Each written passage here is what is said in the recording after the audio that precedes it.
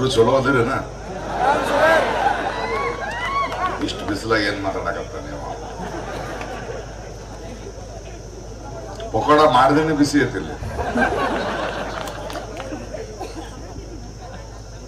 ಆ ಮಹಾಪ್ರಭು ಅದಾನಲ್ಲ, ಅವನಿಗೆ ನಮ್ಗೆ ಉದ್ಯೋಗ ಕೊಡೋ ಐಡಿಯಾನೇ ಇಲ್ಲ. ಅವನಿಗೆ ಸುಮ್ಮನೆ ಅವನ ಮುಂದೆ ಹೋರಾಟ ಮಾಡಿ ಪ್ರಯೋಜನ ಎಲ್ಲ ಇಳಿಸ್ಬೇಕಷ್ಟೆ. ಯಾಕೆ ಪಕೋಡ ಮಾಡಕ್ ಹೇಳ್ದ ಅಂದ್ರೆ ಅವ್ನ ಒಳಗಿನ ಮಾತು ನಿಮ್ಗೆ ಹೇಳ್ತೀನಿ. ನಾನು ಹೇಳ್ತೀನಿ ಅವನಿಗೆ, ಒಂದು ಭಾಷೆ, ಒಂದು ದೇಶ, ಒಂದು ಧರ್ಮ ಅಂತಲ್ಲ, ಅವ್ನು ಎರಡು ನಾಲಿಗೆ ಐತಿ. ಅವನ ಒಳಗಿನ ನಾಲಿಗೆ ನಾನು ಮಾತಾಡ್ತೀನಿ, ಹೊರಗಿನ ನಾಲಿಗೆ ಪಕೋಡ ಮಾಡು ಅಂತ. ಒಳಗಿನ ನಾಲಿಗೆ ಏನು, ಇವ ಚಾ ಮಾರ್ತಾನಲ್ಲ, ಚಾ ಮಾರಕ್ಕೆ ಫ್ರೀಯಾಗಿ ಪಕೋಡ ಮಾಡಿ ನೀವು ಅಂತ. ಅದು ಇಂಜಿನಿಯರಿಂಗ್ ಪಕೋಡ, ಮೆಡಿಕಲ್, ಏನು ಓದಿದ್ರು ಅದಕ್ಕೆ ತಕ್ಕ ಪಕೋಡ ಮಾಡಿ. ಇಂಜಿನಿಯರಿಂಗ್ ಪಕೋಡ ಮಾಡಿ, ಮೆಕ್ಯಾನಿಕಲ್ ಪಕೋಡ ಮಾಡಿ. ಅವನಿಗ ಕಿವಿ ಕೇಳಿಸುವುದಿಲ್ಲ. ಯುವಜನರೇ, ಇಲ್ಲಿ ಕಲ್ಯಾಣ ಕರ್ನಾಟಕದಲ್ಲಿ ನಾವು ಸೇರಿದ್ದೇವೆ. ನಮ್ಮ ಆಸೆ, ನಮ್ಮ ಆಶಯ, ನಮ್ಮ ಕನಸು ಕಾಯಕದ ಕಲ್ಯಾಣ ಅಲ್ವೇ? ಆದ್ರೆ ಈ ಮಹಾಪ್ರಭು ಅವನಲ್ಲ, ಇಲ್ಲೇ ಬೆಳಗಾವಿ ಹೊಸಪೇಟೆ ತಿರ್ಗಾಕತ್ತಾನ, ಅವ ಕಾವಿ ಕಲ್ಯಾಣ ಮಾಡಕ್ ಹೊಂಟಾನ. ನಮಗ ಬೇಕಾಗಿರೋದು ಕಾಯಕದ ಕಲ್ಯಾಣ, ಅವ ಮಾಡಕ್ ಹೊಂಟಿರೋದು ಕಾವಿ ಕಲ್ಯಾಣ. ಅವ ನಮಗ ಉದ್ಯೋಗ ಕೊಡುವುದಿಲ್ಲ, ನಮ್ಮನ್ನ ಹಿಂಗ ಇಡ್ತಾನವ. ಅದಕ್ಕ ಅವನ ಈ 10 ವರ್ಷದ ಮಾತೈತಲ್ಲ, ಎರಡು ನಾಲ್ಗಿ, ಆ ನಾಲ್ಗಿ ಕತೆ ಹೇಳ್ತೀನಿ ನಿಮಗ. ನಾವು ಕೇಳಬೇಕಾದ ಪ್ರಶ್ನೆ ಇದು, ನಾವು ಅರ್ಥ ಮಾಡ್ಕೊಳ್ಬೇಕಾಗಿರೋ ನಿಜ ಇದು. ಇಲ್ಲಿ ಬಂದಂತಹ ವಿವಿಧ ಸಂಘಟನೆಗಳ ಕಾರ್ಯಕರ್ತರು, ಯುವಕರು, ನಾವು ಹೋಗಿ 10 ಜನರ ಜೊತೆ ಮಾತಾಡಬೇಕಾದ ಈ ವಿಷಯಗಳಿವೆ. 2015ರಲ್ಲಿ ಅವ ಸ್ಮಾರ್ಟ್ ಸಿಟೀಸ್ ಅಂದ, 100 ಸ್ಮಾರ್ಟ್ ಸಿಟೀಸ್ ಕೊಡ್ತೀನಿ ಅಂದ, 10 ಮಾಡಿಲ್ಲ. ಉದ್ಯೋಗ ಅಂದ್ರೆ ಏನು ನಮಗೇನು ಕೇಳಿಸ್ತು? 100 ಸ್ಮಾರ್ಟ್ ಸಿಟಿ ಆದ್ರ ಇಷ್ಟು ದೊಡ್ಡ ಭಾರತ ದೇಶದಲ್ಲಿ ಇನ್ನೊಂದು 100 ಸ್ಮಾರ್ಟ್ ಸಿಟಿಗಳಾಗತ್ತವ, ಅಲ್ಲಿ ಬೆಳವಣಿಗೆ ಆಗತ್ತ, ಆಲ್ಟರ್ನೇಟಿವ್ ಎಂಪ್ಲಾಯ್ಮೆಂಟ್ ಸಿಗುತ್ತೆ, ಆಸ್ಪತ್ರೆಗಳಾಗ್ತಾವ, ರಸ್ತೆಗಳಾಗ್ತಾವ, ಶಾಲೆಗಳು ಬರ್ತಾವ, ಮೆಡಿಕಲ್ ಕಾಲೇಜುಗಳು ಬರ್ತಾವ, ರೈಲ್ವೆ ಸ್ಟೇಷನ್ಗಳು ಬರ್ತಾವ, ಏರ್ಪೋರ್ಟ್ಗಳು ಬರ್ತಾವ. ಆಹಾ, ನಮಗ ಉದ್ಯೋಗ ಬಂದಂಗ. ಆದ್ರ ಒಳಗವ ಈ ಆಸಿ ಹೇಳ್ಬಿಟ್ರ ಇದನ್ನ ನಂಬ್ಕೊಂಡು ಕುಂತಿರ್ತಾರ. ಅವನ ಕೆಲಸ ಅವ ಮಂದಿರ ಕಟ್ಟಕ್ ಹೋದ. ಯಾವುದೇ ರೀತಿಯ ಆಲೋಚನೆಗಳು ಈ ಮಹಾಪ್ರಭುಗೆ ಇಲ್ಲ. ನೀವು ಅವನಲ್ಲಿ ಈ ತರದ ಕನಸುಗಳಿದ್ದವು, ನಮಗೆ ಒಂದು ಮಾತು ಕೊಡುವುದರ ಹಿಂದೆ ಅವನ ಪ್ರಾಮಾಣಿಕತೆ ಇತ್ತು ಅಂತ ದಯವಿಟ್ಟು ಅವನ ಮೇಲೆ ಆಪಾದಿಸಬೇಡಿ. ನೀವು ಅವನ ಪ್ರತಿಯೊಂದು ಚಲನವಲನಗಳನ್ನು ನೋಡಿ. ಈ ಮಹಾಪ್ರಭು ಮೊನ್ನೆ ಲಡಾಖ್ ಹೋಗಿದ್ದೆ. ನಮ್ಮ ದೇಶ ತಾನೇ ಅದು, ನಮ್ಮ ಪರಿವಾರ ತಾನೇ, ಮಹಾಪ್ರಭುವಿನ ಪರಿವಾರ ಅಲ್ಲ ಅದು. ಲಡಾಖ್ನಲ್ಲಿ ವಾಂಗ್ಚುಕ್ ಕೂತ್ಕೊಂಡಿದ್ರು. ಎಂತಹ ಅದ್ಭುತವಾದ ವ್ಯಕ್ತಿ. ಶೈಕ್ಷಣಿಕ ಕ್ಷೇತ್ರದಲ್ಲಿ ಒಂದು ಚಳುವಳಿಯನ್ನೇ ಶುರು ಮಾಡಿದಂತಹ ಅದ್ಭುತವಾದ ವ್ಯಕ್ತಿ. ಅವನ ಹೆಸರಿನಲ್ಲಿ ಸಿನಿಮಾಗಳು ನಡೆದಿವೆ, ಮ್ಯಾಕ್ಸಿ ಅಂತ ಅವಾರ್ಡ್ಗಳು ಕೊಟ್ಟಿದ್ದಾರೆ. ಒಬ್ಬರೇ ಏನ್ ಮಾಡಕತ್ತಾರಲ್ಲಿ, ಒಂದು 50,000 ಜನ 30,000 ಜನ ಕಟ್ಕೊಂಡು ಅವ್ರ ಧ್ವನಿನ ಈ ಮೀಡಿಯಾಗಳು ಯಾಕೆ ಹೇಳ್ತಿಲ್ಲ ಅಂತ ತಿಳ್ಕೊಳಕ್ಕೆ ನಾನು ನಮ್ಮ ಕೃಪಾಕರ ಸೇನಾನಿಯವರು ಕಷ್ಟ ಆದ್ರೂ ಪರವಾಗಿಲ್ಲ, ಅವ ಹೋರಾಡಕತ್ತಾನ, ಹೋಗೋಣ ಅಂತ ಹೋದೆ. ಅಲ್ಲಿ ಹೋದ್ರೆ ಸಂತನಂತ ಕೂತಿದ್ದ ಅಲ್ಲಿಯ ಯುವಕರು, ನಮ್ಮಂತಹ ಯುವಕರು, ನಿಮ್ಮಂತಹ ಯುವಕರು, ಅವರ ತಾಯಿ ತಂದೆಯರು, ವಯಸ್ಸಾದವರು ಪ್ರಾರ್ಥನೆ ಮಾಡ್ತಾ ಕೂತಿದ್ರು. ದ್ವೇಷ ಇರಲಿಲ್ಲ, ಅಲ್ಲಿ ರೊಚ್ಚಿಗಿದ್ದಿರ್ಲಿಲ್ಲ, ಅವರು ಹಿಂಸೆ ಐಡಿಯಾ ಇರಲಿಲ್ಲ ಅವರಿಗೆ. ಅಲ್ಲಿ ಲಡಾಖ್ ಭಾಷೆಯಲ್ಲಿ ಏನೋ ಬರೆದಿತ್ತು, ಏನ್ರಿ ಅದು ಒಂದೇ ಅಲ್ಲ, ಎಲ್ಲಾ ದುಷ್ಟಶಕ್ತಿಗಳಿಂದ ನಮ್ಮನ್ನು ಕಾಪಾಡಿ ಅಂತ ಇವೆ. ಇಲ್ಲಿಯ ಪರ್ವತಗಳ ನಡುವಿನ ಗಾಳಿ ಅದನ್ನ ಓದಿಕೊಂಡು ಬಂದು ಎಲ್ಲ ಕಡೆ ತಲುಪುತ್ತೆ, ಅದು ನಮ್ಮ ಹತ್ರ ಬರುತ್ತೇನೋ ಅಂತ ನಾವು ಕಾಯ್ತಾ ಇದ್ದೀವಿ ಅಂದ್ರೆ, ಹೌದು, ಆ ಗಾಳಿ ನನಗೆ ತಲುಪ್ತು, ನಿಮ್ಮ ಹತ್ರ ಬಂದೆ ಅಂದೆ. ಏನು ನಿನ್ನ ಸಮಸ್ಯೆ ಅಂತ ಕೇಳಿದ್ರೆ, ಹಿಮಾಲಯ ಪರ್ವತಗಳು ನೀವು ಅನ್ಕೊಂಡಷ್ಟು ಗಟ್ಟಿಯಾದ್ದಲ್ಲ ಅದು. ಇಲ್ಲಿ ಬಹಳ ಕಷ್ಟದ ಬದುಕಿಲ್ಲಿ. ಇಲ್ಲಿ ಮಳೆ ಇಲ್ಲ. ಇಲ್ಲಿರುವ ಮಂಜು ಕರಿಗೇ ನೀರಾಗಿ ಹಲವು ಕಡೆ ನದಿಗಳಾಗಿ ಹರಿಯುತ್ತದೆ. ತುಂಬಾ ದೊಡ್ಡ ಸ್ಥಳ ಇದು. ಇಲ್ಲಿಯ ವನ್ಯ ಸಂಪತ್ತು ಕೂಡ ತುಂಬಾ ಚಿಕ್ಕದಾಗಿದೆ. ಅದಕ್ಕೆ ನಮ್ಮ ಕುರಿಗಳಿಗೆ ಬಹಳ ದೊಡ್ಡ ದೊಡ್ಡ ಪ್ರದೇಶದ ಹುಲ್ಲುಗಾವಲುಗಳು ಬೇಕು. ಇಲ್ಲಿ ಇವನು ಈ ಮಹಾಪ್ರಭು ಏನ್ ಮಾಡ್ತಿದ್ದಾನೆ, ಅದಾನಿ ಅಂಬಾನಿಗಳಿಗೆ ಗಣಿಗಾರಿಕೆಗೆ ಪರ್ಮಿಷನ್ ಕೊಡ್ತಾ ಇದ್ದಾನೆ. ಇಲ್ಲಿಯ ಹಿಮ ಕೆಟ್ಟೋಗುತ್ತೆ, ನಮ್ಮ ಸುಸ್ಥಿರ ಬದುಕು ಹೋಗ್ಬಿಡುತ್ತೆ ಅಂತ. ಆದ್ರೆ ಇಷ್ಟು ವರ್ಷ ಯಾಕೆ ಸುಮ್ಮನಿದ್ರಿ ಅಂದೆ. ಅವನು ನಮ್ಗೆ ಸ್ಮಾರ್ಟ್ ಸಿಟಿ ತರ ಅಲ್ಲಿ ಮಾತು ಕೊಟ್ಟಿದ್ದಾನೆ ಹೋಗಿನ ಚುನಾವಣೆಯ ಪ್ರಣಾಳಿಕೆಯಲ್ಲಿ. ಏನಂತ ಮಾತು ಕೊಟ್ಟಿದ್ದಾನೆ, ನಿಮ್ಗೊಂದು ಸ್ಟೇಟ್ ಹುಡ್ ಕೊಡ್ತೇನೆ, ನಿಮ್ಗೆ 2 MP ಮಾಡ್ತೇನೆ, ಇಲ್ಲಿರುವ ಬುಡಕಟ್ಟಿನವರೇ ಕೂತು ನಿಮ್ಮನ್ನು ನೀವೇ ಆಡಿಕೊಳ್ಳುವ ಕೆಲವು ಸಂವಿಧಾನಗಳ ಮಾರ್ಪಾಡನ್ನು ಮಾಡುತ್ತೇನೆ ಅಂತ ಮಾತು ಕೊಟ್ಟಿದ್ದಾನೆ.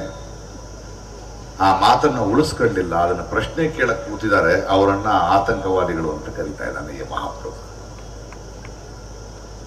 ಸರಿ, ನಾನು ಹೇಳಿದೆ 21 ದಿನ ಮಾಡಿದಿರಿ, ಸಾಕು, ನಿಮ್ಮಂಥವ್ರು ಬದುಕಿರಬೇಕು, ನಿಮ್ಮ ಸಾವಿನಿಂದ ಏನೂ ಆಗೋದಿಲ್ಲ, ಇರಿ, ಇದನ್ನ ಕಂಟಿನ್ಯೂ ಮಾಡೋಣ, ಮುಂದಿನ ಒಂದು ಚಳವಳಿಯನ್ನ ಮಾಡೋಣ ಅಂತಂದ ಮೇಲೆ ಆ ವಾಂಗ್ಚುಕ್ ಹೇಳಿದ್ರು 7ನೇ ತಾರೀಕು ನಾವು ಚೈನಾ ಬಾರ್ಡರ್ ಹೋಗ್ಬೇಕು ಅಂತಿದೀವಿ. ಎಷ್ಟು ಭೂಮಿ ಚೈನಾ ಆಕ್ರಮಿಸ್ಕೊಂಡಿದೆ ನಮ್ಮ ಭಾರತದಂತ ಅಂತ ಈ ಮಹಾಪ್ರಭುಗೆ ಗೊತ್ತಾದ ತಕ್ಷಣ 6ನೇ ತಾರೀಕು 144 ಸೆಕ್ಷನ್ ತಗೊಂಡು ಬರ್ತಾನೆ. ನೀವು ಹೋಗೋಕ್ ಸಾಧ್ಯ ಇಲ್ಲ ಅಂತಾನೆ. ಈ ಕಳ್ಳ ಮಹಾಪ್ರಭುಗೆ, ಈ ಸುಳ್ಳ ಮಹಾಪ್ರಭುವಿಗೆ ತಮಿಳುನಾಡಿಗೆ ಬಂದು 1.5 ಕಿಲೋಮೀಟರ್ನ ನಮ್ಮದಲ್ಲದ ಶ್ರೀಲಂಕಾದು ಅಲ್ಲದ ಕಚ್ಚೆತೀವು ಬಗ್ಗೆ ಏನಾದ್ರೂ ಚಿವುಟಿ ರಾಜಕಾರಣ ಮಾಡಕ್ ಗೊತ್ತು. ಆದರೆ ರೈತನ ಭಾಷೆಯಲ್ಲಿ ಹೇಳೋದಾದ್ರೆ 10 ಲಕ್ಷ ಎಕರೆಯನ್ನ ಚೈನಾದವರು ಆಕ್ರಮಿಸಿಕೊಂಡಿದ್ದಾರೆ. ಅದರ ಬಗ್ಗೆ ಮಾತಾಡಲ್ಲ ಅವನು. ನಮ್ಮ ಜನ, ನಮ್ಮ ಯುವಕರು ಅದನ್ನು ಹೋಗಿ ನೋಡಿದ್ರೆ ನಿಜ ಗೊತ್ತಾಗತ್ತೆ ಅಂತ ಪ್ಯಾರಾಮಿಲಿಟರಿ ಇಳಿಸಿದ್ದಾನೆ. ಕಾವಿ ಕಲ್ಯಾಣ ಆಗೋ ತನಕ ಇದನ್ನು ಮಾಡ್ತಾನೆ ಇರ್ತಾನೆ. ಇದನ್ನ ಯಂಗ್ಸ್ಟರ್ಸ್ ಅರ್ಥ ಮಾಡ್ಕೋಬೇಕು. ಪ್ರತಿಭಟಿಸ್ತೀವಿ ಅಂದ್ರೆ ಇನ್ನೊಂದು 2 ತಿಂಗಳು ಮತ್ತೆ 144 ಸೆಕ್ಷನ್ ಹಾಕ್ತಾನಂತೆ. ಏನಾಗುತ್ತೆ ಅಲ್ಲಿಯ ಯುವಕರಿಗೆ? ಅಲ್ಲಿ ಅವರ ವರಮಾನ, ಅವರ ಗಳಿಕೆ ಈ ಪೀರಿಯಡ್ ನಲ್ಲಿ ಟೂರಿಸಂ ಮಾತ್ರನೇ ಹೊಟ್ಟೆಗೆ ಹಿಟ್ಟಿಲ್ದಂಗೆ ಮಾಡ್ತಾ ಇದ್ದಾನೆ. ಯುವಕರಿಗೆ ಕೆಲಸ ಕೊಡುವ, ಯುವಕರನ್ನು ಅವರ ಕಾಲ ಮೇಲೆ ನಿಲ್ಲಿಸುವ ಯಾವುದೇ ಯೋಚನೆ ಈ ಕಳ್ಳ ಸುಳ್ಳ ಮಹಾಪ್ರಭುವಿಗೆ ಇಲ್ಲ ಅನ್ನೋದನ್ನ ನಾವು ಅರ್ಥ ಮಾಡ್ಕೋಬೇಕು. ನಾವು ಏನೇ ಹೇಳಿದ್ರು ಅವನ ಕಿವಿಗೆ ಬೀಳಲ್ಲ. ಯಾಕಂದ್ರೆ ಈ ಭಾಷೆ ಅವನ ಕಿವಿಗೆ ಕೇಳಿಸಲ್ಲ. ರೈತರ ಸಮಸ್ಯೆಯನ್ನು ಹೇಗೆ ಹ್ಯಾಂಡಲ್ ಮಾಡ್ತಾ ಇದ್ದಾನೆ ನೋಡಿ. ರೈತರಿಗೆ ಅಂದ್ರೆ ಸಾಲ ಮನ್ನಾ ಮಾಡೋದಲ್ಲ, ರೈತನಿಗೆ ಬೇಕಾಗಿರೋದು ಘನತೆ. ಇವತ್ತು ರೈತನ ಮಗ ಯಾಕೆ ರೈತ ಆಗ್ತಾ ಇಲ್ಲ? ಅದರಲ್ಲಿ ಘನತೆ ಇಲ್ಲ. ಅವನಿಗೆ ಘನತೆ ಇಲ್ಲ. ಅವನಿಗೊಂದು ಆಲ್ಟರ್ನೇಟಿವ್ ಎಂಪ್ಲಾಯ್ಮೆಂಟ್ ಇಲ್ಲ. ಬರೀ ಸಾಲ ಮನ್ನಾ ಮಾಡೋದು, ಧಾನ್ಯ ಕೊಡೋದ್ರಿಂದ ಆಗಲ್ಲ. ಅವನು ರೈತರ ಸಮಸ್ಯೆಯನ್ನು ಪರಿಹರಿಸೋದೇ ಇಲ್ಲ ಅವನು. ಯಾಕೆಂದ್ರೆ ರೈತರನ್ನ ಸಶಕ್ತರನ್ನಾಗಿ ಮಾಡಿದ್ದಾರೆ. ಅವನ ಮಕ್ಕಳು ಓದ್ತಾರೆ. ಆ ಮಕ್ಕಳು ಓದಿದ್ರೆ ಇವನು ಓಟ್ ಬಿಡಲ್ಲ. ಪ್ರಶ್ನೆ ಕೇಳ್ತಾರೆ ಮಕ್ಕಳು. ಪುಲ್ವಾಮಾ ಯೋಚನೆ ಮಾಡಿ ಯುವಕರೇ, ಪುಲ್ವಾಮನ ಬಗ್ಗೆ ನೀವು ಯೋಚನೆ ಮಾಡಬೇಕು. ನಾನು ಪುಲ್ವಾಮನ ಟಿವಿನಲ್ಲಿ ನೋಡ್ತಾ ಇದ್ದೆ. 40 ಜನ ಯೋಧರು, ಅವರ ಶವಪೆಟ್ಟಿಗೆಗಳು ಬರ್ತಾ ಇತ್ತು. ದೊಡ್ಡ ಇವೆಂಟ್ನ ಹಾಗೆ ಈ ಮಹಾಪ್ರಭು ನಡೆಸ್ತಾ ಇದ್ದ. ಅದನ್ನ ಬರಮಾಡಿಕೊಳ್ಳುವುದು, ಅದರ ಮೇಲೆ ಬಾವುಟವನ್ನು ಹಾಕುವುದು. ಇತ್ತೀಚೆಗೆ ಮಾಲೀಕರು ಹೊರಗಡೆ ಬಂದು ಹೇಳಿದ್ರು, ಆ ಪುಲ್ವಾಮಾದ ಸೈನಿಕರು ಆ ರಸ್ತೆಯಲ್ಲಿ ಬರೋದಕ್ಕೆ ಮುಂಚೆ ಅದು ಸ್ವಲ್ಪ ಡೇಂಜರಸ್ ಆದ ರಸ್ತೆ, ಅಲ್ಲಿ ಒಂದು ಸ್ವಲ್ಪ ಅಪಾಯ ಕಾದಿದೆ, ಅವರಿಗೆ ಹೆಲಿಕಾಪ್ಟರ್ ಕಳಿಸಿದ್ರೆ ಬೇಡ ಅನ್ನಂತೆ ಈ ಮಹಾಪ್ರಭು. ಯೋಧರಿಗೆ ಹೆಲಿಕಾಪ್ಟರ್ ಕಳಿಸಕ್ಕೆ ಬೇಡ ಅಂದ ನಮ್ಮ ಯುವ ಯೋಧರಿಗೆ ಈ ಮಹಾಪ್ರಭು ಪಾರ್ಲಿಮೆಂಟ್ ನಲ್ಲಿ ಪೂಜೆ ಮಾಡಕ್ಕೆ ಸೆಂಗೋಲ್ ತಗೊಂಡ್ಬರಕ್ಕೆ ಮಠಾಧೀಶರಿಗೆ ಏರ್ಪೋರ್ಟ್ ಕಳಿಸ್ತಾನೆ. ನಾವು ಅರ್ಥ ಮಾಡ್ಕೋಬೇಕು. ರೈತರಾಗಲಿ ಯೋಧರಾಗಲಿ ಯುವಕರಿಗೆ ಅವನಿಗೆ ಬೇಕಾಗಿಲ್ಲ. ನಾನು ಅದನ್ನು ನೋಡ್ತಾ ಇದ್ದೆ, ಆ ಮೆರವಣಿಗೆಗಳನ್ನ. ಆ 40ಕ್ಕೂ ಮೀರಿದ ಎಲ್ಲ ಯುವ ಯೋಧರ ಶವಪೆಟ್ಟಿಗೆಗಳು ನಿಧಾನವಾಗಿ ಮೆರವಣಿಗೆಯಲ್ಲಿ ಹೋಗುತ್ತಾ ಹೋಗುತ್ತಾ ಭಾರತದ ಬೇರೆ ಬೇರೆ ರಾಜ್ಯಗಳ ಹಳ್ಳಿಗಳಿಗೆ ಹೋಗುತ್ತಿದ್ದವು. ಅಂದರೆ ದೇಶಕ್ಕೆ ಅನ್ನ ಬಡಿಸುವ ರೈತ, ದೇಶನ ಕಾಡೋನು ರೈತನ ಮಗ ಸೈನಿಕ. ಇವರಿಬ್ಬರನ್ನು ಹೀಗೇ ಇರಬೇಕು ಅಂತ ಇಟ್ಟಿದ್ದಾನ ಅವನು. ಯಾಕಂದ್ರೆ ಮಹಾಪ್ರಭುಗಳು ಫ್ಯಾಸಿಸ್ಟು ಸರ್ವಾಧಿಕಾರಿಗಳಿಗೆ ದೇಶ ಅತಂತ್ರವಾಗಿದ್ದರೇನೆ ಸುಖ. 3 ಹೊತ್ತು ಊಟ ಹಾಕಿದ್ರೆ ಎಲ್ಲಿ ಪ್ರಶ್ನೆ ಕೇಳಿಬಿಡ್ತಾರೋ ಅಂತ ಒಂದು ಹೊತ್ತಿಗೂ ಇಲ್ಲದೆ ಇರುವಂತಹ ಒಂದು ಪರಿಸ್ಥಿತಿಗೆ ತೆಗೆದುಕೊಂಡು ಬಂದು ಒಂದು ಗುಟುಕು ನೀರು ಕೊಟ್ಟರೆ ಸಾಕು ಇವನು ಮಹಾಸಂತ ಅಂತಾನೆ ಅನ್ನೋ ಪರಿಸ್ಥಿತಿಗೆ ತೆಗೆದುಕೊಂಡು ಬರುವುದೇ ಇವರೆಲ್ಲರ ಆಳ್ವಿಕೆಯ ಉದ್ದೇಶ ಮತ್ತು ರೀತಿ. ಇದನ್ನು ನಾವು ಅರ್ಥ ಮಾಡ್ಕೋಬೇಕು. ನಾವು ಸುಮ್ಮನೆ ಹೇಳ್ತಾ ಇದೀವಿ, ಕೆಳಗಿಳಿಸ್ತಿದೀವಿ ಅಂದ್ರೆ ಅವನಿಗೆ ಅದೆಲ್ಲ ಮುಖ್ಯ. ನಮ್ಮ ಜನಕ್ಕೆ, ನಮ್ಮ ಯುವಕರಿಗೆ ಅರ್ಥವಾಗಬೇಕಾಗಿರುವುದು ಈ ಮಹಾಪ್ರಭುವಿನ ಕಾವಿ ಕಲ್ಯಾಣ ಕಟ್ಟಲು ಬಂದಿರುವ ಈ ಮಹಾಪ್ರಭುವಿನ ಇಂಗಿತ ಮತ್ತು ಅವನು ತೆಗೆದುಕೊಳ್ಳುತ್ತಿರುವ ದಾರಿಗಳು. ಮಾತನ್ನು ಚೇಂಜ್ ಮಾಡೋದು, ಇನ್ನೊಂದು ಇಶ್ಯೂ ಸ್ಟಾರ್ಟ್ ಮಾಡೋದು, ಇದೇ ಇವನ ಕೆಲಸ. ಮೇಕ್ ಇನ್ ಇಂಡಿಯಾ ಅಂದ ಮಹಾಪ್ರಭು. ಮೇಕ್ ಇನ್ ಇಂಡಿಯಾ ಅಂತ ಹೇಳ್ದ ತಾನೆ. ಎಷ್ಟು ಕರಕುಶಲಗರು ನಮ್ಮವರು ಹೇಯೋ ಕೆಲಸ ಸಿಕ್ತು ನಮಗೆ. ಆದ್ರೆ 3,000 ಕೋಟಿ ಖರ್ಚು ಮಾಡಿ ಒಂದು ಶಿಲೆ ಮಾಡಿಸಿ ಪಟೇಲ್ರದು ಮುಂದೆ ಸೆಲ್ಫಿ ತಗೊಂಡಲ್ಲ, ಅದಕ್ಕೆ ಆರ್ಡರ್ ಕೊಟ್ಟಿದ್ದು ಅವ್ನು ಚೈನಾದವ್ರಿಗೆ, ನಮ್ಗಲ್ಲ.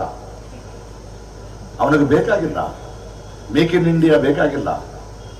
ಅವನು ಮೇಕ್ ಇನ್ ಇಂಡಿಯಾ ಅಂತ ಆರ್ಡರ್ ಕೊಡ್ತಾ ಇರೋದು ಮೊಬೈಲ್ ಮಾಡೋದಕ್ಕೆ. ಅವನು GST 18% ಹ್ಯಾಂಡ್ಲೂಮ್ ಯಾಕೆ ಹಾಕ್ತಾನೆ? ಚೈನಾದಿಂದ ಬಂದ ಮಿಷಿನ್ ನಡೆದಂತ ಸೀರೆಗಳಿಗೆ ಯಾಕೆ ಹಾಕಲ್ಲ? ಅದಕ್ಕೆ 5% ಯಾಕೆ ಹಾಕ್ತಾನೆ? ಯಾಕಂದ್ರೆ ಮೇಕ್ ಇನ್ ಇಂಡಿಯಾ ಮಾಡೋರಿಗೆ ಬದುಕಕ್ಕೆ ಸಾಧ್ಯ ಆಗಲ್ಲ. ಗಂಟೆಗೆ 10 ಸೀರೆ ನೇಯೋ ಮಿಷನ್ಗಳಿಗೆ 5%.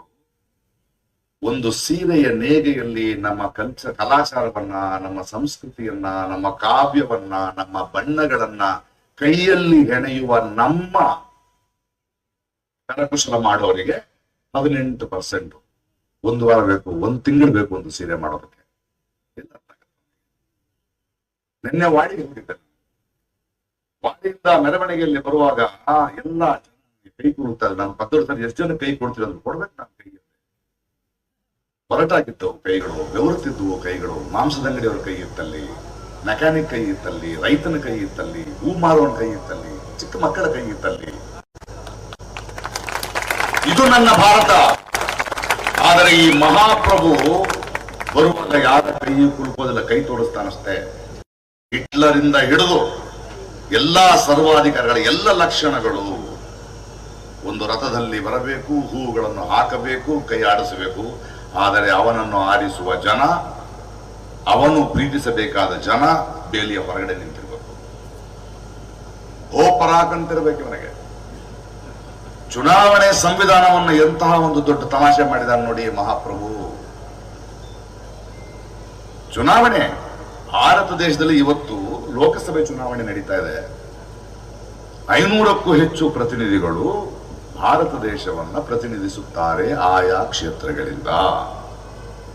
Mother of democracy. ಇಷ್ಟು ದೊಡ್ಡ ದೇಶಕ್ಕೆ 500 ಪ್ರತಿನಿಧಿಗಳ ಪ್ರಾಮುಖ್ಯತೆ ಏನು ಗೊತ್ತೇ? ಈ 500ಕ್ಕೂ ಮೀರಿದ ಪ್ರತಿನಿಧಿಗಳು ನಮ್ಮ ಭವ್ಯ ಭಾರತವನ್ನ, ಭವಿಷ್ಯದ ಭಾರತವನ್ನ, ನಮ್ಮ ಮುಂದಿನ ಪೀಳಿಗೆಯ ಕನಸನ್ನ ನಿಜ ಮಾಡಲು ಬೇಕಾದ ಕಾನೂನುಗಳನ್ನು, ಆಲೋಚನೆಗಳನ್ನು ಕೂತು ಚರ್ಚಿಸುವಂತಹ 500 ಜನ. ಇವನಿಗೆ ಯಾರು ಬೇಕು? ಇವನನ್ನು ಇವನ ಆಸ್ಥಾನದಲ್ಲಿ ಹೊಗಳು ಭಟ್ಟರಷ್ಟೇ ಬೇಕು ಇವನಿಗೆ. ಅವನ ಅಭ್ಯರ್ಥಿಗಳಂತವ್ರು ನೋಡಿ. ಭಾರತ ದೇಶದ ಮೊದಲ ಪ್ರಧಾನಿ ಸುಭಾಷ್ ಚಂದ್ರ ಬೋಸ್ ಅನ್ನೋ ಒಬ್ಬ ನಟಿಮಣಿ ಅವನ ಅಭ್ಯರ್ಥಿ. ಇನ್ನೊಬ್ಬ ಅಭ್ಯರ್ಥಿಯ ಏಕೈಕ ಯೋಗ್ಯತೆ, ನಾನು ಚಿಕ್ಕವನಿದ್ದಾಗ ರಾಮಾಯಣದಲ್ಲಿ ರಾಮನ ಪಾತ್ರ ಮಾಡಿದ್ದ ಅರುಣ್ ಗೋವಿಲ್ ಅಂತ. ಅವನನ್ನ ಪತ್ರಕರ್ತ ಕೇಳ್ತಾನೆ, ನೀವು ರಾಜಕಾರಣಕ್ಕೆ ಬಂದಿದ್ದೀರಲ್ಲ, MP ಆಗಿ ಏನ್ ಮಾಡ್ತೀರಿ? ಈಗಷ್ಟೇ ಬಂದಿದ್ದೀನಿ, ನಾನು ಹೋಗ್ತಾ ಹೋಗ್ತಾ ಕಲ್ತ್ಕೊಳ್ತೀನಿ ಅಂತ. ಇನ್ನೊಬ್ಬ MP ಕ್ರಿಕೆಟ್ ಆಡ್ಕೊಂಡು ಟಿವಿನಲ್ಲಿ ಇರ್ತಾನೆ. ಇನ್ನೊಬ್ಬ ಮಹಾ ಹಳೆಯ ನಟಿ ಹೇಮಾ ಮಾಲಿನಿ ಅವರು, ಅವರ ಕ್ಷೇತ್ರದಲ್ಲಿ ಕೋತಿಗಳ ಕಾಟ ಜಾಸ್ತಿ ಆಯ್ತು ಅಂದ್ರೆ ಅದಕ್ಕೆ ಅವ್ರು ಕೊಡೋ ಪರಿಹಾರ ಕಾಡುಗಳಲ್ಲಿ ಹಣ್ಣಿನ ಮರ ಬೆಳೆಸೋಣ ಅಂತ. ಇವ್ರುಗಳು ಹೋಗಿ ಈ ದೇಶದಲ್ಲಿ ಏನ್ ಮಾಡ್ತಾರೆ? ಯಾಕೆ ಈ ಕರ್ನಾಟಕದಲ್ಲಿ 27 ಜನರನ್ನ ಪ್ರತಿನಿಧಿಗಳನ್ನ ನಾವು ಆರಿಸ್ಕಳಿಸಿದ್ವಿ. ಇದೇ ಕರ್ನಾಟಕದಲ್ಲಿ 27 ಜನ ಪ್ರತಿನಿಧಿಗಳು ಮಾತ್ರ ಅಲ್ಲ, 2 ರಾಜ್ಯಸಭೆ ಕಳಿಸಿ, ಅದರಲ್ಲಿ ಒಬ್ರು ಫೈನಾನ್ಸ್ ಮಿನಿಸ್ಟ್ರು. ಈರುಳ್ಳಿ ಬೆಲೆ ಜಾಸ್ತಿ ಆಯ್ತು ಅಂದ್ರೆ ನಾನು ಈರುಳ್ಳಿ ತಿನ್ನಲ್ಲ ಅಂತ ಹೇಳುವ ಒಂದು ಫೈನಾನ್ಸ್ ಮಿನಿಸ್ಟರ್ ಬೇಕೆ? ಈ 27 ಜನರನ್ನ ಮತ್ತೆ ಆಯ್ಕೆ ಮಾಡು ಅಂತ ಹೇಳಿ ಬಂದು ನಿಂತಿದ್ದಾರೆ. ಇಲ್ಲಿ ಕಾವಿ ಕಲ್ಯಾಣ ಮಾಡೋದಕ್ಕೆ ಈ ಮಹಾಪ್ರಭು 2ನೇ ನಾಲಿಗೆ ಬಿಟ್ಕೊಂಡು ಓಡಾಡ್ತಾ ಇದ್ದಾನೆ. ನಾವು ಯುವಕರು ಕೇಳಬೇಕಾದ ಪ್ರಶ್ನೆ, ಈ 5 ವರ್ಷ ಹಲ್ಕಿಸ್ಕೊಂಡು ಎಲ್ಲಿ ನಿಂತಿದ್ರಿ? ನನ್ನ ರಾಜ್ಯಕ್ಕಾಗಿ, ನನ್ನ ಮಕ್ಕಳಿಗಾಗಿ, ನಮ್ಮ ಯುವಕರಿಗಾಗಿ ಏನು ಪ್ರಶ್ನೆ ಮಾಡಿದ್ರಿ? ನಿಮ್ಮ ಮಹಾಪ್ರಭುವೆ ಕಿವಿಗೆ ನಾವು ಈ ಪ್ರಾಂತಗಳಿಂದ ಬರುತ್ತಿದ್ದೇವೆ, ಇಲ್ಲಿಯ ಬಿಸಿಲು ಇಲ್ಲಿದೆ, ಇಲ್ಲಿಯ ಇದು ಇಲ್ಲಿದೆ, ಇದು ಅಲ್ಲೂ ಇಲ್ಲಿದೆ, ಈ ಸಮಸ್ಯೆಗಳಿದೆ, ಇಲ್ಲಿ ಕಾಲೇಜುಗಳಾಗಬೇಕು, ಇಲ್ಲಿ ಯುವಕರ ಸಮಸ್ಯೆ ಇದೆ ಅಂತ ಮಾತಾಡಿದ್ರ? ದೇನಿನ ಹಲ್ಕಿಸ್ಕೊಂಡು ಕೂತಿದ್ರ? ಈ 27 ಜನ ಮಾಡಿದ ಕೆಲಸ ಏನು? ಮಹಾಪ್ರಭುಗಳು ಇಲ್ಲಿ ಬಂದಾಗೆಲ್ಲ ರೋಡ್ ಹಾಕೋದು. ಮೈಸೂರಿನವನೊಬ್ಬ ನಮ್ಮ ತೆರಿಗೆಗೆ ನಮಗ ರೋಡ್ ಹಾಕಲ್ಲ, ಮಹಾಪ್ರಭು ಬಂದ್ರೆ ರೋಡು. ಮಹಾಪ್ರಭು ಬಂದ್ರೆ ಕಲ್ಯಾಣ ಮಂಟಪ ಬುಕ್ ಮಾಡಿಕೊಂಡು ಹೂವಿನಗಳನ್ನ ಇಟ್ಟುಕೊಂಡು ಹಂಗ ಹಾಕೋದು, ಗೋಪರ ಕೇಳೋದು.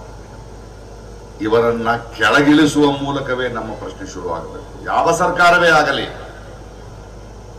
ಇವತ್ತಿನ ಉದ್ಯೋಗದ ಹೋರಾಟ ಇದೆಯಲ್ಲ, ಅದು ಇವರನ್ನ ಕೆಳಗಿಳಿಸುವುದರಿಂದ ಮುಗಿಯಲ್ಲ, ಈಗ ಶುರು ಆಗಬೇಕು ಮುಂದಿನ ಸರ್ಕಾರಕ್ಕೆ. ನಮ್ಮ ಘೋಷ, ನಮ್ಮ ಹೋರಾಟ, ನಮ್ಮ ಕೋಪ, ನಮ್ಮ ಆತಂಕ ಎಷ್ಟು ತೀವ್ರವಾಗಿ ಈಗಿರುವ ಸರ್ಕಾರವನ್ನ, ಈಗಿರುವ ಪ್ರತಿನಿಧಿಗಳನ್ನ ಇಳಿಸುತ್ತೋ, ಆ ತೀವ್ರತೆಯ ಬಿಸಿ ಮುಂಬರುವವರೆಗೂ ಮುಟ್ಟಬೇಕು. ಯಾಕೆಂದ್ರೆ ಬಾಬಾ ಸಾಹೇಬರ ಸಂವಿಧಾನ ಹೇಳೋದು ಬಲ ಇಲ್ಲಿಂದ ಅಲ್ಲಿಂದ ಅಲ್ಲ, ಅಲ್ಲಿಂದ ಅಲ್ಲ. ನಮಗೆ ಯಾವ ಪಕ್ಷದವರು ಅಲ್ಲ, ನಿಮ್ ಪಕ್ಷಗಳು ಒದ್ಲಾಡ್ಕಳಿ ಒಳದಾಡ್ಕಳಿ, ನಮ್ಗೇನು, ನಾವು IPL ನೋಡಕ್ ಬಂದಿಲ್ಲ. ನಮ್ಮ ಉದ್ಯೋಗ ಏನಾಯ್ತು, ನಮ್ಮ ರೈತರು ಏನಾದ್ರು, ನಮಗೆ ಶಿಕ್ಷಣದಲ್ಲಿ ಸಮಾನತೆ ಯಾಕಿಲ್ಲ, ನಮ್ಮ ದವಾಖಾನೆಗಳು ಏನಾಗಿವೆ, ನಮ್ಮ ದುಡ್ಡು ಇಟ್ಕೊಂಡು ಏನು ಮಾಡ್ತೀವಿ? ಈ ಪ್ರಶ್ನೆಗಳನ್ನು ನಾವು ಯುವಕರು ಕೇಳ್ತಾವ. ಯಾಕಂದ್ರೆ ಇವರು ಬೆಳೆಸುವ ಯುವಕರು ಬೇರೆ.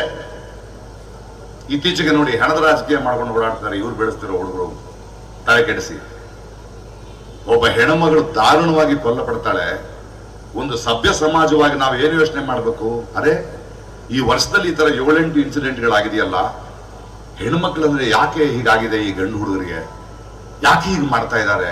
ಆತಂಕ ಆಗಬೇಕು ಬೇಡವೋ? ರಾಜಕಾರಣ ಮಾಡ್ಲಿಕ್ಕೆ ಹೊರಟಿದ್ದಾರೆ. ಇಲ್ಲಿ ಹೆಣ್ಮಕ್ಳಿಗೆ ಒಂದು ಬಸ್ಸು ಫ್ರೀ ಆಗಿ ಕೊಟ್ರೆ, ಉಚಿತ ಸೌಲಭ್ಯಗಳು ಕೊಟ್ರೆ ದಾರಿ ತಪ್ಪಿದೆ ಅಂತ ಹೇಳ್ತಾನೆ ಹೆಣ್ಮಕ್ಳು. ಅವನ ಮನೆ ಒಂದು ದಾರಿ ತಪ್ಪಿದ ಮಗ ಯಾರು ಅಂತ ಈಗ ಹೇಳ್ಬೇಕು. ಅವ ಹೇಳ್ಬೇಕಿಲ್ಲ. ಒಬ್ಬ ಹೆಣ್ಣು ಮಗಳು ದಾರುಣವಾಗಿ ಹತ್ಯೆಗೊಂಡ್ರ ರಾಜಕಾರಣ ಮಾಡೋ ನೀನು, ನಿನ್ನ ದಾರಿ ತಪ್ಪಿದ ಮಗನೋ ಬೇರೆಯವರ ದಾರಿ ತಪ್ಪಿದ ಮಗನಿಂದ 1000 ಜನ ಹಿಂದೂ ಹೆಣ್ಣು ಮಕ್ಕಳ ಮಾನ ಹರಾಜಾಗಿದೆಯಲ್ಲ, ಅದಕ್ಕೆ ಆಕ್ರೋಶ ಬರಲ್ಲ ನಿಮಗೆ? ಇದನ್ನ ಪ್ರಶ್ನೆ ಮಾಡ್ಬೇಕು ನಾವು. ನಮಗೆ ಬೇಕಾಗಿರುವ ಈ ಸೂಕ್ಷ್ಮತೆಯ ಕೋಪ ಬೇಕು ನಮಗೆ. ಸುಮ್ಮನೆ ನಾವೇನು ಭಿಕ್ಷೆ ಕೇಳ್ತಾ ಇಲ್ಲ ಉದ್ಯೋಗ ಕೊಡಿ ಅಂತ. ಉದ್ಯೋಗಕ್ಕೆ ಕೊಡುವ ಅವಕಾಶಗಳು ಸಾಧ್ಯ ಇದೆ. ಆ ಯೋಚನೆ ನಿನಗಿಲ್ಲ. ನಿನಗಿಲ್ದಿದ್ರೆ ಹೆಂಗೆ ಅಂತ ನಾವು ಹೇಳ್ತೀವಿ, ಅದನ್ನ ಮಾಡಿ. ದಯವಿಟ್ಟು ಸ್ವಲ್ಪ ಕೋಪ ಬರುತ್ತೆ ನನಗೆ, ಉಗಿತೀನಿ. ಅದು ಉಗಿಬೇಕು, ಏನ್ ಮಾಡೋದು? ಉಗಿದೇ ಇದ್ರೆ ಹೆಂಗೆ? ಇವ್ರ ಪರಿವಾರ ಅಲ್ಲ ನಾವು, ದಯವಿಟ್ಟು ಅರ್ಥ ಮಾಡ್ಕೊಳ್ಳಿ. ಇವಳು 5 ವರ್ಷಕ್ಕೊಂದ್ಸಲ ಬಂದು ಹೋಗೋರು. ನಾವು ಪರ್ಮನೆಂಟ್ ಇಲ್ಲಿ, ನಾವು ಪರ್ಮನೆಂಟ್ ಇಲ್ಲಿ. ನಮ್ಮ ಸೇವೆ ಮಾಡಕ್ ಬಂದವರು ನೀವು. ನಿಮ್ಮನ್ನ ಕೇಳೋ ಹಕ್ಕು ನಮಗಿದೆ. ಪ್ರಶ್ನೆ ಕೇಳಿದ್ರೆ ದೇಶದ್ರೋಹಿಗಳ ನಾವು? ಏನ್ ಮಾಡಕ್ ಹೊಂಟಿರಿ ನೀವೆಲ್ಲ? ಇವನು ಕೊಡೋ ಆಶ್ವಾಸನೆಗಳು ಹೆಂಗಂದ್ರೆ, ಈ ನವಿಲ್ಗೆ ಕಾಳು ಹಾಕ್ತಾನಲ್ಲ, ನವಿಲಿಗೆ ಕಾಳ ಹಾಕೋದು ನವಿಲ್ನ ಬೆಳೆಸಕ್ಕಲ್ಲ, ಅಂಡರ್ ಗ್ರೌಂಡ್ ವಾಟರ್ಗೆ ಹೋಗಕ್ಕೆ ಪುಕ್ಕ ಕೀಳಕ್ಕ ಅವನು. ನಾವು ಆ ಇನ್ನೊಂದು ನಾಳಿಗೆಯನ್ನು ಅರ್ಥ ಮಾಡಬೇಕು. ಇವನ ಹತ್ರ ಮಾತಾಡಿ ಪ್ರಯೋಜನ ಇಲ್ಲ, ಇವನ ಚೇಲಾಗಳ ಹತ್ರ ಮಾತಾಡಿ ಪ್ರಯೋಜನ ಇಲ್ಲ. ಇವನಿಂದ ಬ್ರೈನ್ ವಾಶ್ ಆಗಿರೋ ಯುವಕರಿದಾರಲ್ಲ, ಅವ್ರು ನಮ್ಮವರೇ. ಅವರನ್ನ ಪ್ರೀತಿಯಿಂದ ಮಾತಾಡ್ಸ, ಅವ್ರನ್ನ ಬದಲಾಯಿಸೋಣ. ಅವರು ಹೊಡೆಯಕ್ ಬರ್ತಾರೆ, ನಾವು ಪ್ರೀತಿಸೋಣ.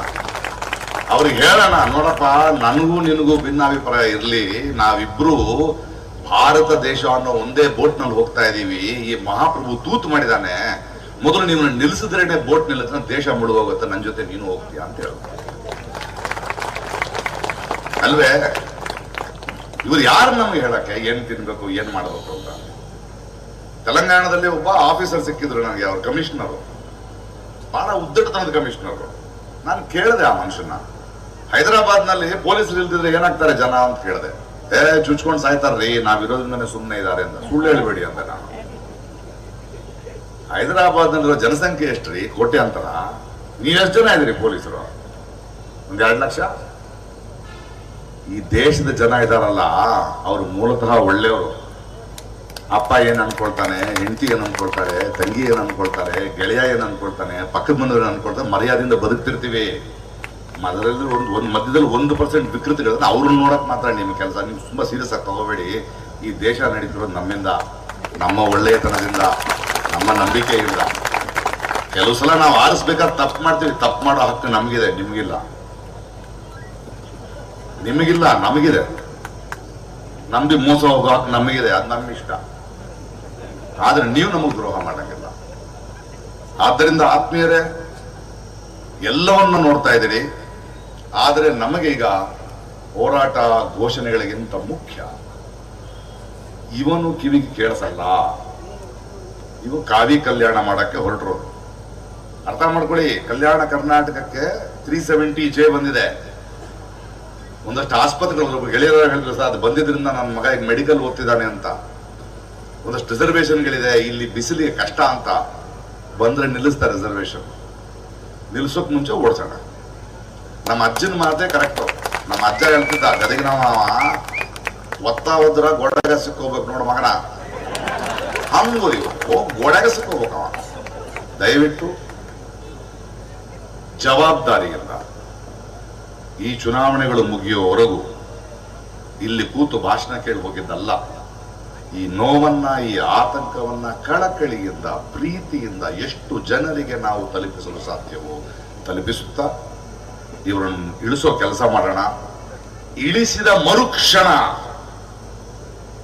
ಇವರ ಇಳಿದ ಮೇಲೆ ಬರೋ ಸರ್ಕಾರ ಇದೆಯಲ್ಲ, ಅದಕ್ಕೆ ನಾವು ವಿರೋಧ ಪಕ್ಷ ಆಗೋಣ. ನಮ್ಮ ಆತ್ಮೀಯ ಗೆಳೆಯನೇ ಆಳುವ ಪಕ್ಷಕ್ಕೆ ಬಂದರೂ ನಾನು ನೀವು ನಿರಂತರ ವಿರೋಧ ಪಕ್ಷವಾಗಿರಲೇಬೇಕು. ಯಾಕೆಂದ್ರೆ ಅಧಿಕಾರ ಬಂದಾಗ ಕೋತಿ ಆಗ್ತಾರೆ, ಆಗದಂತೆ ತಡಿಬೇಕು. ಆಗ ಈ ಹೋರಾಟದ ಮುಂದುವರೆದ ಭಾಗ ಆಗತ್ತೆ. ನಮಗೆ ನಮ್ಮ ಉದ್ಯೋಗಿಗಳಿಗೆ ಅವ್ರು ಮಾಡ್ಬೇಕಾಗಿರೋ ಕೆಲಸ ನಾವೇ ಮಾಡೋಣ. ಹೇಳೋಣ, ಇದನ್ನ ಮಾಡ್ರಿ, ನಮಗೆ ಸಾಕು ಈ ಉದ್ಯೋಗ.